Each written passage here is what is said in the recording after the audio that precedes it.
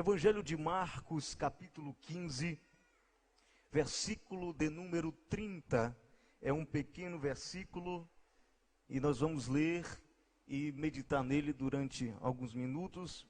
Eu tenho certeza que o Senhor vai completar a boa obra que já iniciou nesta noite, porque desde que nós chegamos aqui, Deus está falando neste lugar, através dos hinos que já foram entoados, através da palavra, e Deus permanecerá falando aos nossos corações. Louvado seja Deus. Evangelho de Marcos, capítulo 15, versículo de número 30. Enquanto você procura, eu quero louvar a Deus pela vida do pastor Josué, co-pastor daqui do Templo Central, pela oportunidade. Muito obrigado, pastor Josué, que Deus lhe abençoe. Obrigado pela confiança. Cumprimentar todos os meus companheiros ministros que estão aqui na minha retaguarda, que são também homens de Deus nesse lugar. E não poderia deixar de louvar a Deus pela vida do pastor presidente desta igreja, o anjo desta igreja, o pastor Roberto. Que Deus o abençoe em nome de Jesus. Marcos capítulo 15, versículo 30 está escrito assim: salva-te a ti mesmo, descendo da cruz. Irmãos, é um versículo tão pequeno que dá para todos nós lermos juntos, tá bom? Vou contar até 3 e você lê aí conforme está na sua versão, tá bom? 1, 2, 3. Para um ensaio ficou bom, agora de verdade, tá bom? Amém? 1, 2, 3. Salva-te a ti mesmo e desce da cruz. Graças a Deus. Queridos, eu quero nesta noite falar um pouco sobre a cruz do Senhor Jesus. Falar de cruz muitas vezes é um tema que não agrada muita gente. Muita gente já não sente mais a alegria de ouvir a mensagem da cruz. Muita gente já não se sente satisfeito com essa palavra. Muitas pessoas ficam satisfeitas ao ouvir falar sobre bênçãos, sobre vitórias, sobre cura divina, sobre milagres. Poucos são os que estão com a sua fé alicerçada na palavra e de fato se alegram ao ouvir ainda a verdadeira mensagem da cruz. Quando nós olhamos para este versículo, e eu quero aqui falar com uma igreja que eu acredito ser uma igreja que ama a mensagem da cruz, a palavra de Deus, porque quando nós observamos o texto, nós encontramos Jesus agora crucificado no Monte Gólgota, entre dois ladrões, diante de uma multidão que testemunhava a situação do seu sacrifício em que ele se encontrava. Quando nós falamos de cruz, nós precisamos trazer à memória que a cruz sempre foi um instrumento de suplício, um instrumento de morte, de tortura e de execução, utilizado por muitos povos, por muitas civilizações ao longo da história da humanidade. Jesus não foi a única pessoa a morrer numa cruz, e nem tampouco era um costume apenas dos dias de Jesus. Mas muitas civilizações que passaram e dominaram sobre a face da terra, utilizavam a cruz como um instrumento de morte e de execução dos mais cruéis e dos mais terríveis malfeitores que havia em meio à sua sociedade. Eu me refiro aos assírios, os persas, os fenícios, os gregos, os egípcios e então os romanos, que era o povo que dominava o mundo na época de Jesus. Todas essas civilizações fortes, históricas, já faziam uso da cruz com esse objetivo. Geralmente, a cruz era feita de 2 peças de madeira sobrepostas uma à outra, onde o malfeitor, sentenciado a essa tão cruel morte, era ou pregado ou amarrado com as suas mãos e os seus pés. E lá esta pessoa ficava durante um período de tempo até que viesse exatamente a perder todo o seu sangue, a ser torturado de forma cruel e morresse. E esta pessoa ficava ali naquela cruz para que todos vissem e tomassem por exemplo. Por isso, queridos irmãos, nos tempos da igreja primitiva, nos tempos de Jesus, no primeiro século da nossa era cristã, o Império Romano fazia também uso dessas atribuições. Havia já no primeiro século da nossa história 3 principais formatos de cruz que eram utilizados. Ouça, eu vou repetir, já existiam muitos formatos de cruz, porque já era muito comum o uso para esse fim. E existiam 3 principais formatos que eram comumente encontrados e utilizados pelos povos. O primeiro deles era chamada cruz latina. A cruz latina era um formato de cruz que tinha um ramo superior menor que o ramo inferior. Para você ter mais esclarecimento, a cruz latina é aquele formato de cruz comum que nós conhecemos, que nós vemos em toda parte. Você vai encontrar no alto de algumas igrejas, de algumas catedrais. Você vai encontrar esta cruz latina pintada em quadros, em paredes, em umbrais de portas. Você vai encontrar a cruz latina, esse formato de cruz, feita como crucifixos, e pendurada em cordões, em pulseiras, em joias e assim sucessivamente. É aquele formato comum de cruz que nós conhecemos. Mas havia um outro formato muito importante utilizado naqueles dias, que era a cruz de Santo Antônio, e ela era assim chamada porque era na forma da letra T. Imagine a letra T maiúscula. Essa aí era a cruz de Santo Antônio, que era muito comum. Mas havia um terceiro formato de cruz que também não ficava para trás, e ele era utilizado para esse fim de tortura, de morte, de execução, que era a cruz de Santo André. A história vai dizer que a cruz de Santo André era na forma da letra X. Imagine a letra X, você vai estar vendo a cruz de Santo André. Talvez tenha sido até nesta cruz que o apóstolo Pedro tenha sido morto, pois a história diz que o apóstolo Pedro foi crucificado. Porém, quando ele recebeu a sentença, ele disse: eu não sou digno de morrer da mesma maneira que o meu Senhor. Se eu tiver que ir para a cruz, então me coloque de ponta cabeça, de cabeça para baixo, para que eu morra mais rápido. Possivelmente possa ter sido usado esta cruz, a cruz de Santo André, na forma da letra X.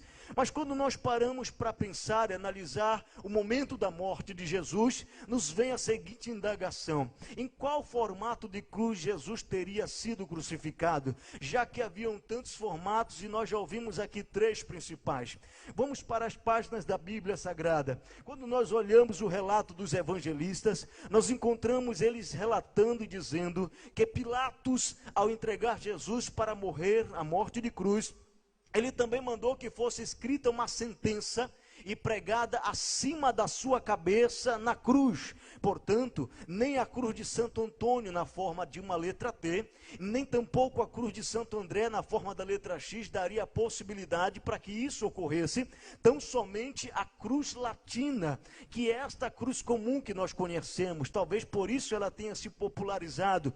A cruz de latina, sim, daria possibilidade, porque tinha um ramo superior e, portanto, a acusação escrita: este é Jesus Nazareno, o rei dos judeus, foi pregado acima da sua cabeça. Então nós já sabemos que Jesus possivelmente fora crucificado neste formato de cruz. E quando nós assim sabemos, nós precisamos saber que toda cruz possui 4 pontas. Repita comigo, por favor: toda cruz possui 4 pontas. Isso é indiscutível. Toda cruz vai apontar para 4 direções distintas. Toda cruz vai apontar para cima, vai apontar para baixo, vai apontar para a direita e vai apontar para a esquerda. Portanto, quando nós lembramos disso e sabemos disso, nós precisamos entender, amados irmãos, que a cruz não pode ser utilizada como objeto de superstição.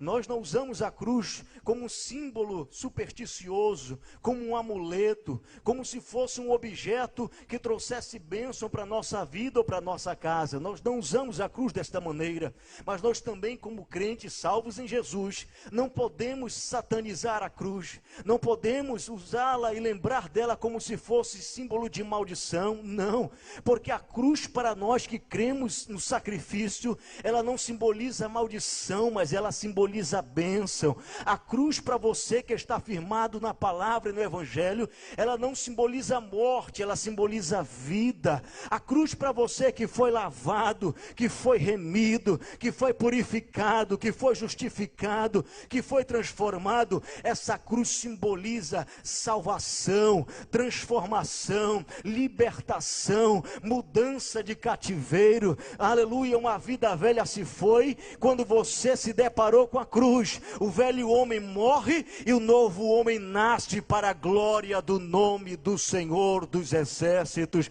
Falar de cruz, portanto, é falar do princípio da nossa fé, é falar da finalidade, aleluia, de nós estarmos aqui nesse culto hoje. Nós estamos aqui, amados, porque um dia Jesus enfrentou a cruz do Calvário. Nós estamos aqui porque um dia Ele entregou o seu corpo, Ele entregou o seu sangue, Ele entregou a sua vida, para que você tivesse vida e vida com abundância. Nós só estamos aqui nesta noite de domingo adorando a Deus, porque o nosso nome foi escrito lá no céu, no livro da vida. Nós só estamos aqui porque o sangue nos lavou, e isso só aconteceu porque Jesus enfrentou a cruz do Calvário. Quem está entendendo essa palavra, diga glória a Deus. Quantos são gratos pela cruz do Calvário, diga graças a Deus. Ora, irmãos, só se alegra com a mensagem da cruz quem entende o simbolismo e o significado real da cruz do Senhor Jesus. Eu disse que toda a cruz aponta para 4 direções, e quando a cruz de Jesus aponta para cima, ela estava apontando para o céu. Quando a cruz de Jesus apontava para o céu, ela estava apontando para Deus, o Pai, que estava no céu, assentado no seu trono, olhando lá de cima, vendo tudo o que estava acontecendo aqui embaixo. Estava se cumprindo, queridos irmãos, o que está escrito em João capítulo 3, versículo 16, e você conhece esse versículo de cor: porque Deus amou o mundo de tal maneira que deu seu Filho unigênito, para que todo aquele que nele crê não pereça, não morra, mas tenha vida eterna. Esse é o texto áureo de todo crente que entende o significado da cruz, porque esse versículo está dizendo o seguinte: que nós estávamos destinados à morte, destinados ao inferno, destinados à condenação eterna. Nós não tínhamos mais esperança, nós estávamos jogados no lamaçal de pecados, nós estávamos escravizados pelo pecado, escravizados pelo inferno, escravos de Satanás. Nós não éramos nada, nós não éramos ninguém, nós não tínhamos direito a nada. Mas um dia Deus olhou para a terra e viu que o homem, a obra-prima da sua criação, estava perdido, estava desviado da sua santidade, da sua comunhão. Desde que Adão pecou lá no Éden, o homem foi destituído da graça de Deus, da glória de Deus. Então Deus agora faz um plano, Deus agora faz um projeto, e o projeto de Deus era o seguinte: preciso trazer de volta o homem, preciso trazer de volta para junto de mim, para me servir, para me adorar, para que tenha comunhão novamente, para que seja um comigo novamente. Deus agora começa a formular todo um projeto de salvação, e Deus agora envia dispensações sobre a face da terra. Deus permite que o homem conhecesse em diversas dispensações e tivesse experiências diferentes com Deus e consigo mesmo. E o homem parece que cada vez mais se afastava de Deus. Ao invés de se aproximar de Deus pela lei, a lei o afastava de Deus. Então Deus resolveu que era necessário enviar alguém, enviar um santo para morrer pelos pecadores, um justo pelos injustos, um puro pelos impuros. Aleluia! Deus então fez um projeto que seria necessário enviar alguém que tivesse condições de tomar a maldição que era da humanidade, tomar o pecado que era nosso sobre a sua própria vida, para que nós tivéssemos esperança de vida eterna. Ora, queridos, então acontece que Jesus se candidata, Jesus se oferece, dizendo: eis-me aqui, envia-me a mim. E ele vem a este mundo na forma de homem, nasce de uma virgem chamada Maria em Belém de Judá, cresce, aos 12 anos já estava entre os doutores ensinando a lei, aos 30 anos vai ao Rio Jordão para ser batizado por João Batista, começa então um ministério que durou 3 anos e meio. Durante este período de tempo, Jesus dá visão aos cegos, audição aos surdos, fala aos mudos, fez os paralíticos andarem, fez mortos ressuscitarem, fez coisas extraordinárias, mas esta não era a sua missão principal. A sua missão estava para se cumprir, estava para chegar ao ápice, e isso acontece quando um belo dia Jesus vai pela via dolorosa, levando aquele madeiro tão pesado, tão cruel, e quando ele chega em cima do Gólgota, ele é levantado, pregado naquela cruz, pregos nos pés, pregos nas mãos. Jesus estava agora de braços abertos, recebendo toda a maldição que era nossa. Estava agora se cumprindo um projeto e um plano que não foi planejado pelos homens, não foi planejado por igrejas, não foi planejado por pastores, não foi projetado por ninguém na terra, mas esse plano nasceu lá em cima, nasceu lá no céu, nasceu lá no coração do nosso Pai. Aleluias. Deus estava dizendo assim: o homem vai voltar para junto de mim, vai estar comigo novamente. O plano da salvação é esse: Jesus morrendo e nós temos vida, Jesus recebendo a maldição e nós recebendo as bênçãos de Deus. Aleluia. O projeto da salvação então estava se cumprindo, até o momento que Jesus disse: Pai, em tuas mãos entrego o meu espírito. Está consumado, louvado seja Deus. Querida igreja, olha aqui por favor.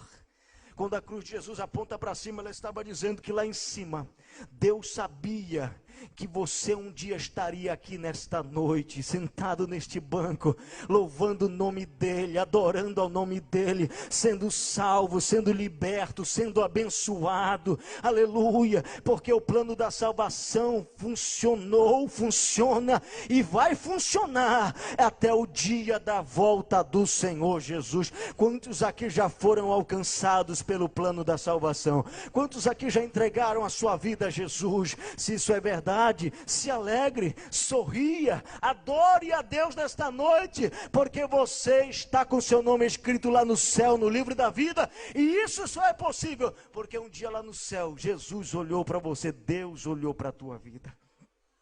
Deixa eu lhe dizer uma coisa, muita gente não entende o plano da salvação, muita gente questiona dizendo: eu não acredito nesse negócio de ser salvo, como é que pode? Essa pessoa era um drogado, era um traficante, era um homicida, era uma prostituta, era um feiticeiro, era uma pessoa que vivia em contenda, brigava com todos os vizinhos da rua, vivia bêbado. Quando chegava em casa, espancava a esposa, os filhos, não falava bem com ninguém, vivia em contenda, em briga com todo mundo, era um beberrão, um alcoólatra, um drogado, viciado. Agora colocou uma roupa diferente, anda com a Bíblia debaixo do braço, vai para a igreja todo domingo e diz que é salvo e que vai morar no céu. Eu não entendo isso. Sabe por que não entende? Porque salvação não é coisa de homens, salvação não é coisa da terra, salvação é coisa do céu. Só entende isso quem experimenta, só entende isso quem vive a salvação de Deus. Quantos aqui estão gratos ao Senhor pela salvação que Ele lhe deu? Aleluia! Mas a cruz de Jesus também aponta para a direita, e quando ela aponta para a direita, queridos irmãos, ela aponta para um homem que a história chama de Dimas. Dimas era um ladrão que estava do lado direito de Jesus, e esse Dimas historicamente era um ladrão, um malfeitor terrível, cruel, que era digno daquela morte, diferente de Jesus.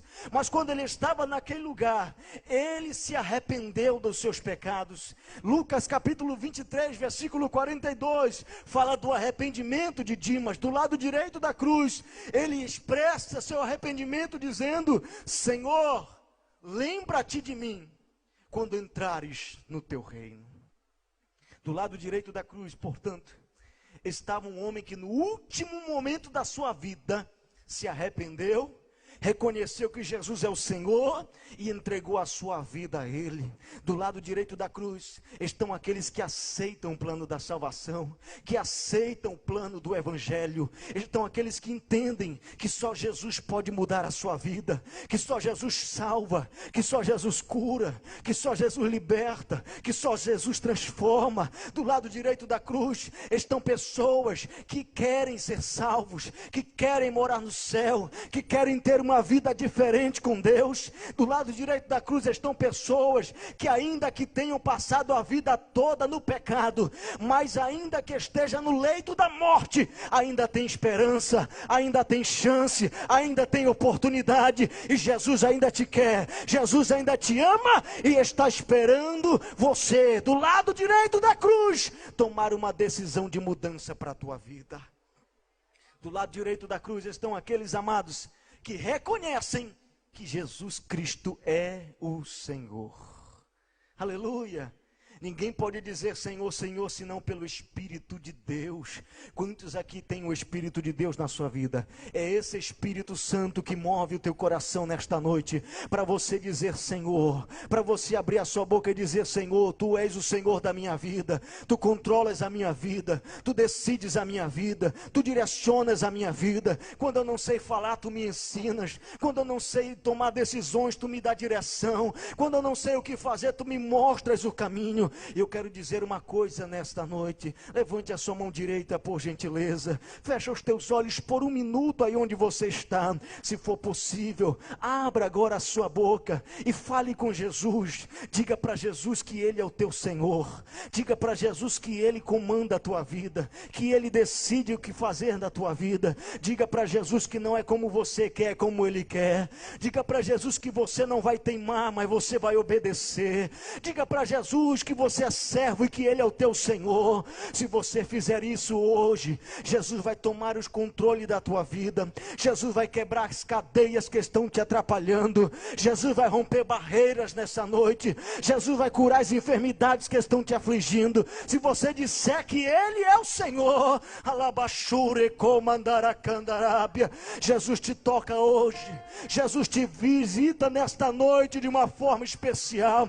Eu estou falando com uma igreja que reconhece que Jesus Cristo é o Senhor. Se isto é verdade, exalte a Ele nesta noite, porque Ele está neste lugar. Oh, aleluia, louvado seja Deus. Sabe o que acontece, irmãos? Do lado direito tem salvação, do lado direito tem mudança, tem oportunidade e tem vida transformada. Porque quando Dimas disse, Senhor, lembra-te de mim, a resposta de Jesus foi essa: ainda hoje, não vai ser amanhã, não vai ser outro dia, é hoje o dia que Jesus está falando com você. Esta é a hora que Jesus está falando com você. Ainda hoje, tu estarás comigo no paraíso. Se você crê, ainda hoje tem salvação para a tua vida, ainda hoje tem mudança para a tua vida, ainda hoje tem transformação para a tua vida, ainda hoje Jesus está dizendo, eu tenho algo novo para fazer na tua história, vou mudar a tua sorte, vou mudar a tua história, e você vai saber que realmente eu sou o Senhor da tua vida. Quantos recebem esta palavra em nome de Jesus? Aleluias. Mas, irmãos, a cruz também aponta para a esquerda. Quando a cruz de Jesus aponta para a esquerda, ela estava apontando para um homem que a história chama de Gestas. Não está na Bíblia, mas a história diz que o nome desse ladrão era Gestas. Do lado esquerdo da cruz estava um homem que, apesar de estar à beira da morte, apesar de estar sentenciado à morte, Gestas zombava de Jesus, escarnecia de Jesus. Do lado esquerdo da cruz estão pessoas que, ainda que tenham oportunidade, rejeitam o plano da salvação. Ainda tendo a chance de mudança, não querem Jesus. Talvez você já tenha ouvido ou conhecido alguém que usou a seguinte frase: eu nasci assim e eu vou morrer assim. Talvez você já tenha ouvido alguém usar essa expressão e dizer: eu vou permanecer na religião dos meus pais, na religião dos meus avós, na religião da minha família. Eu não quero mudar. Eu não quero esse Jesus que vocês pregam, dizendo que salva e que transforma a minha vida. Eu não quero Jesus. São pessoas que estão escolhendo ficar do lado esquerdo, pessoas que estão sendo enganadas por doutrinas falsas, por doutrinas mentirosas, por religiões errôneas, que estão levando pessoas por um caminho cujo destino é terrível e é cruel. Do lado esquerdo da cruz estão muitas pessoas, infelizmente, que já estiveram aqui no nosso meio, que já estiveram sentados aqui do nosso lado, que já cantaram conosco, que já oraram conosco, que já glorificaram a Deus conosco. Do lado esquerdo da cruz estão pessoas que um dia estiveram conosco no culto, adorando a Deus, mas infelizmente, por causa dos problemas da vida, por causa das lutas, por causa das circunstâncias tão difíceis, resolveram afastar-se da igreja, afastar-se do Senhor Jesus. Do lado esquerdo, Gestas perdeu a oportunidade que ele tinha, porque ele estava diante do dono da salvação. Mas eu quero profetizar hoje pelo poder desta palavra. Se você crê, recebe essa palavra aí na tua vida em nome de Jesus. Você não pode perder a oportunidade da salvação que Jesus te deu. Em nome de Jesus, eu quero fazer uma pergunta. Eu quero que você olhe para alguém que está ao seu lado direito e ao seu lado esquerdo e pergunte para ele assim: de que lado da cruz você está? De que lado da cruz você está? Pastor, pregador, eu sou crente há tantos anos, sou membro dessa igreja há tanto tempo, mas será que realmente você está do lado direito da cruz? Como é que está a tua vida? Como é que estão os teus procedimentos hoje? Existe salvação neste lugar. Com a permissão do pastor Josué, eu peço que a igreja se coloque de pé, em nome de Jesus, porque a cruz de Jesus aponta para baixo, dizendo que ele teria que morrer, descer ao seio da terra, mas ele não ficaria lá. E se você entende isso, você vai se alegrar, porque a Bíblia diz que ao terceiro dia, ele ressuscitou para a glória de Deus. Jesus está vivo, ele desceu ao inferno, tomou das mãos a chave da morte e do inferno, e ele venceu a morte, venceu o inferno, venceu o pecado, para nos dar bênçãos e vida com abundância. Quantos estão gratos por esse sacrifício? Olhe para alguém que está ao seu lado e diga: Jesus morreu na cruz, mas Jesus está vivo para te abençoar nesta noite.